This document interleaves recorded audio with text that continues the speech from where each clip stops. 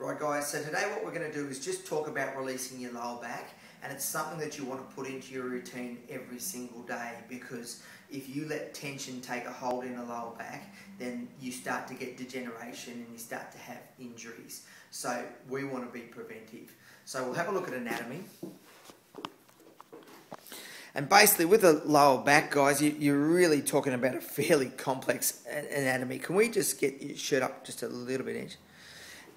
And we're specifically going to talk about QLs today, quadratus lumborum, which is these big sort of thick strips of muscle through here. So they run from your lower ribs right onto your iliac crest through here. So these get really tight, and they're always in conjunction with often tight gluteals as well.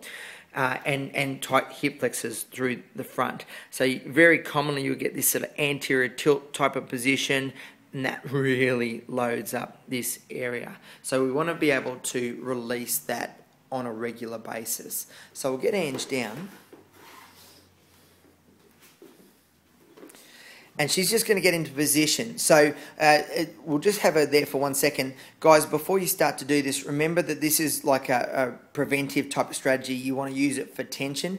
If you have any lower back condition, you have disc bulges or anything that's happening with your lower back pain-wise, then check with your doctor before you start doing your own self-releases. So she's starting in this position on her glutes. So she's right at the top of her gluteal, and she's got a weight onto that right arm. Then she's just angled towards me slightly, which is great, and she's rolling off the hip onto these QLs.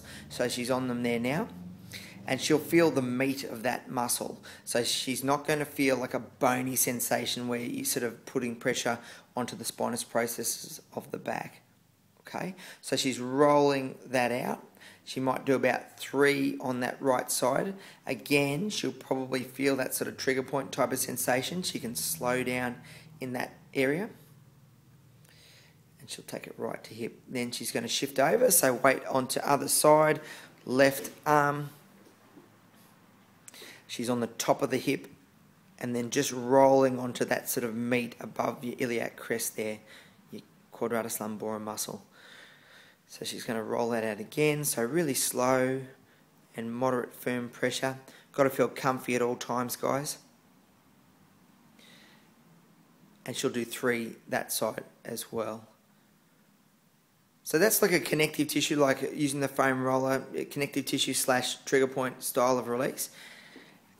And what I like to do is just add a little stretch to that as well. So you've done your connective tissue release. She can bend the knee up, rotate across the body, head turns to the opposite side, and just sit on that gentle stretch. So she's going to sit there for about 15 seconds and then move to other side. So same thing, knee up, across body, head over. So make sure this feels comfy again. We'll hold it for 15 seconds. And that's a really good little stretch. So now we're going to get Ange up. Just switch. So start thinking of releasing your lower back. Basically those QL muscles get really tight, and they're very much a part of that tension that you feel through your lower back. That might be at the end of your work day, that might be after your event, whatever.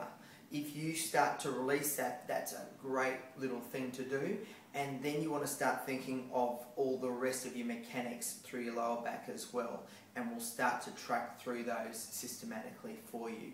So yeah, get into that. Make sure it's comfy at the time. Make sure you feel good afterwards. If it does, then it's part of your repertoire. Then it's in your toolkit. If it was a bit funny, absolutely stop and talk to your healthcare professionals before you continue.